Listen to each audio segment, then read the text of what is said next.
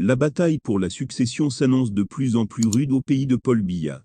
Ferdinand Ngongo semble avoir définitivement dit au revoir à la course à la succession. Pendant ce temps, de nouveaux noms surgissent et font leur entrée dans la course infernale. À qui va succéder à Paul Biya au trône électoral? Pour le confrère 237 en ligne, qui expose ces nouveaux noms, il s'agit d'une véritable série digne de la saga Game of Thrones. A tout dit, extrait au secrétariat général, un homme, Mohamedou Mustafa, est chargé de la synthèse. Mais, depuis peu, Paul Biya a brouillé les cartes et décidé que la quasi-totalité des bulletins devait être envoyée à la direction de son cabinet, à Samuel Mvondo Eyolo. Aujourd'hui, 90% des notes sont censées être transmises au cabinet et non au secrétariat général, affirme un cadre du renseignement. Certains maîtres espions préfèrent cependant jouer sur les deux tableaux, comme le nonagénaire Martin Bargengelé. Il ne s'entend pas avec le directeur du cabinet civil, dont il a un jour fait interpeller le frère, Yves. Il considère qu'il est l'aîné et peut passer outre les consignes. Il court-circuite ou envoie ces informations à Ngongo, originaire de la même région que son épouse, sourit cette source. Le colonel Émile Bankoui peut également s'affranchir des consignes. Il transmet à l'un, à l'autre, aux deux, ou à aucun des deux. Fermez les guillemets, résume un proche. Subordonné du ministre délégué à la Défense, Joseph Betty-Assomo, le patron de la SEMIL profite de la rencontre mensuelle de son chef avec le président pour faire passer des messages.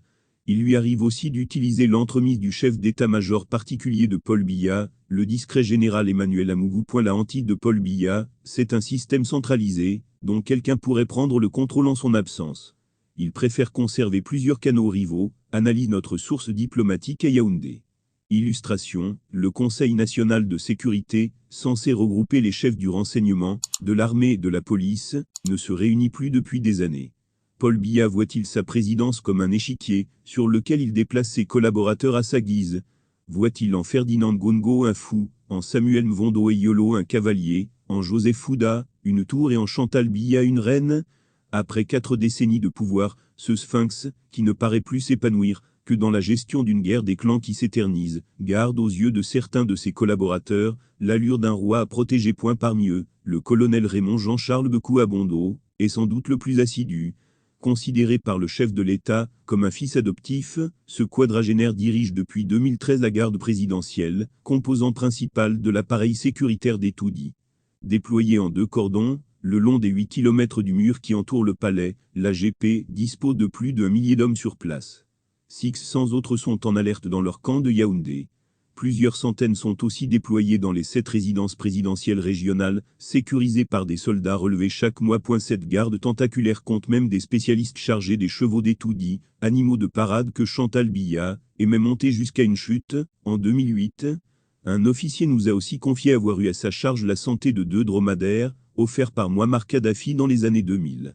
Acheminés de Tripoli par un avion C-130, ils avaient pris leur quartier à Mvomka, cette localité du sud, où le chef de l'État aime encore à se rendre par la route. L'hélicoptère de Paul Biya, piloté par la garde, est réservé aux urgences.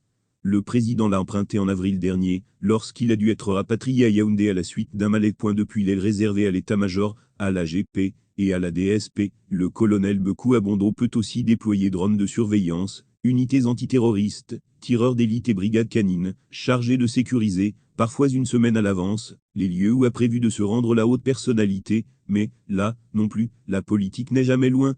Bekou-Abondo éprouve une véritable méfiance à l'égard de Ferdinand Ngongo, qui a sous sa supervision le puissant bataillon d'intervention rapide BIR, affirme un habitué des Toudis. Même si le BIR et la GP sont tous deux formés par les Israéliens, la seconde surveille un peu le premier. Fermez les guillemets, Bekou-Abondo s'est ainsi éloigné des conseillers venus d'Israël, trop liés à Ferdinand Ngongo. Personne n'est au-dessus de la mêlée, sourit un proche du palais, sauf peut-être